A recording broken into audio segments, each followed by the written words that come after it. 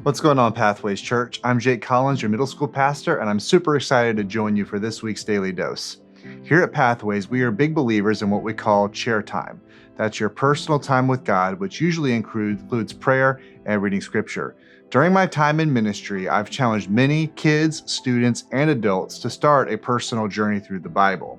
One pushback to this that I've encountered many times is the idea that the Bible is boring. I've encouraged these people that there is a wide range of styles, tones, and genres in the pages of Scripture. There really is something for everyone. This week on Daily Dose, we're going to look at 5 popular genres and see how each is present in the Bible.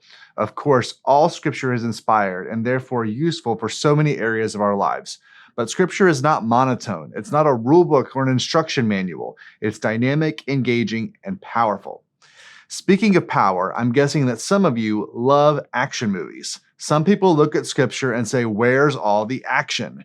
There are many incredible action-packed stories throughout the Old Testament, and the books of Joshua and Judges are great places to start.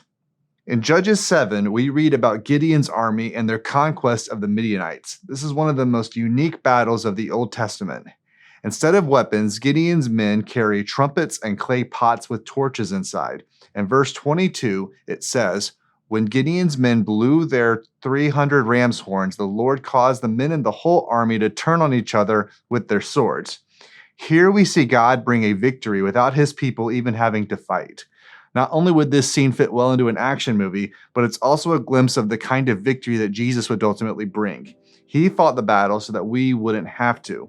And his method was not conquest, it was surrender. Years ago, I heard a singer at a Christian festival pray before his band's final song. He said, "God, we acknowledge that though we may fight our daily battles, that you have already won the war." If you find yourself in a season of struggle, I pray that you would find peace in this assurance. That's all for today. Join me tomorrow for another Daily Dose.